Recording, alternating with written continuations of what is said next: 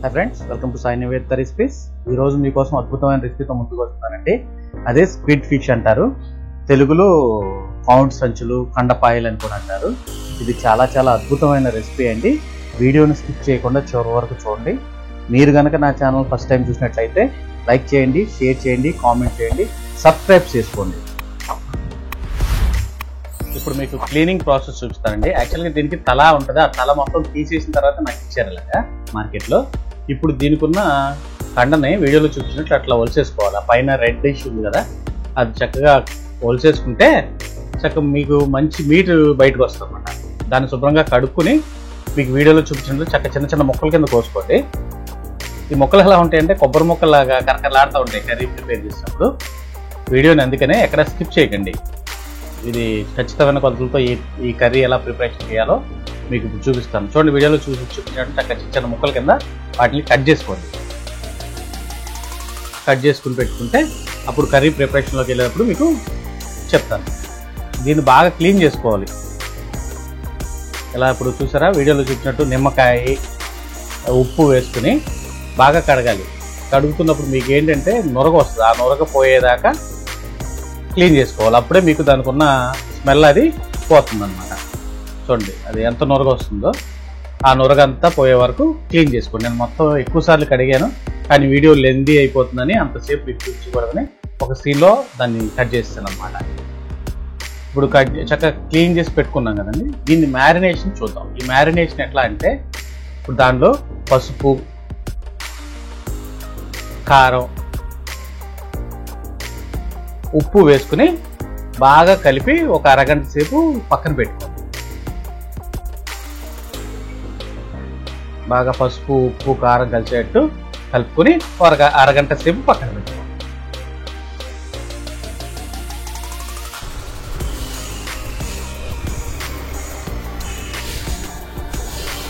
Oil పోసుకోండి. ఇది squid ఫిష్లోకి oil ఎక్కువ పడుతుంది. దీన్ని స్క్విడ్ ఫిష్ అంటారు. ఇక్కడ మా లోకల్లో అయితే దీన్ని కండపాయలు అంటారండి. ఇంకో చోట గోన్ సంచులు అంటారు. దీన్ని రకరకాల పేర్లతో పిలుస్తారన్నమాట. ఆయిల్ వేడెక్కిందండి. ఇప్పుడు ఉల్లిపాయ ముక్కలు,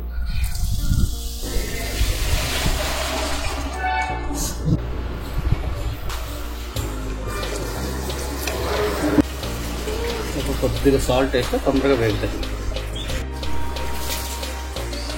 పచ్చిమిరపకాయలు, ఉల్లిపాయలు చక్కగా గోల్డెన్ బ్రౌన్ వచ్చే వరకు వేగనివ్వాలి.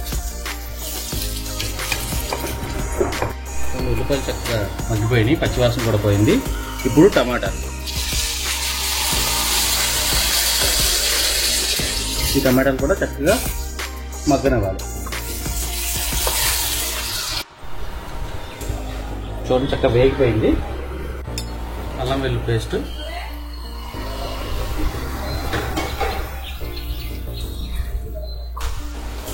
అల్లం వెల్లుల్లి పేస్ట్ కూడా పచ్చివాసన పోయేదాకా వేగనివ్వాలి.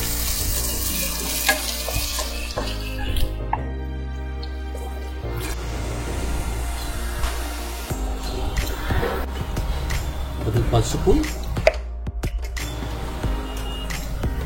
కారం, సాల్ట్,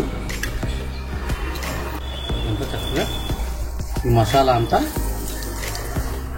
పచ్చివాసన పోయేదాకా వేగనివ్వాలి. ఈ స్క్విడ్ ఫిష్ అనేది సముద్రం ఫిష్ కాబట్టి చాలా చాలా టేస్టీగా ఉంటుంది అన్నమాట. హెల్తీ ఫుడ్ కూడా. ఇందులో కొద్దిగా వాటర్ యాడ్ చేసుకోండి.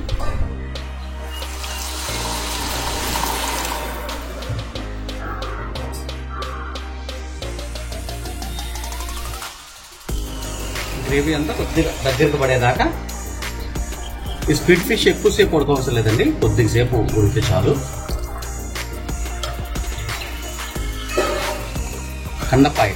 కండపాయలు చాలా చాలా టేస్టీగా ఉంటాయండి. ఉప్పు ఒకసారి చెక్ చేసుకోండి. నాకు మ్యారినేషన్ చేసినప్పుడు ఉప్పు వేసాము, ఇక్కడ కూడా ఉప్పు యాడ్ చేసాము. ఉప్పు మాత్రం చెక్ చేసుకుని వేసుకోండి. చూడండి ఆయిల్ చక్కగా పైకి వస్తుంది.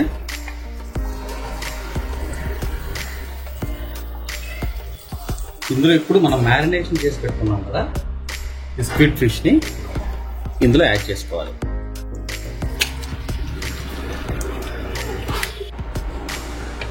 ఇది చక్కగా ఎక్కువసేపు ఉడకవసరం లేదండి, ఒక 10 నిమిషాలు ఉడికితే మనకి స్వీట్ కర్రీ రెడీ అయిపోతుంది అన్నమాట.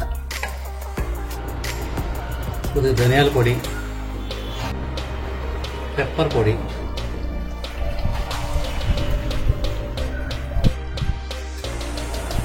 కొద్దిగా గరం మసాలా, ఈ మసాలాని బాగా కలిసేటట్టు కలుపుకొని ఇది చక్కగా గ్రేవీ దగ్గరికి వచ్చేదాకా ఉడకనివ్వాలి. మూత పెట్టి చక్కగా ఒక 10 నిమిషాలు ఉడకనివ్వండి. ఇంకా వేగాలి ఫ్రెండ్స్, ఇంకా వేగితే ఇంకా మంచి టేస్ట్ వస్తుంది.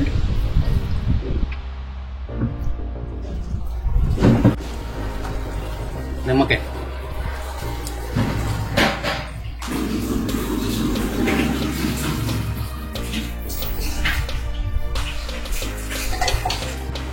ఇంకా దగ్గరికి అవ్వాలి ఫ్రెండ్స్. ఇది బాగా మగ్గిపోయింది. ఇప్పుడు కొద్దిగా కొత్తిమీర యాడ్ చేసేసుకుని కరివేపాకు ఆఫ్ చేసేసుకోండి. అయిపోయింది, స్వీట్ మసాలా కర్రీ రెడీ. ఇది రైస్లోకి చాలా చాలా బాగుంటుందండి. నేను చెప్పినట్టు ట్రై చేయండి, అద్భుతంగా వస్తుంది. మీకు కనుక వీడియో నచ్చినట్లయితే లైక్ చేయండి, షేర్ చేయండి, కామెంట్ చేయండి. లైక్ కంపల్సరీ చేయండి.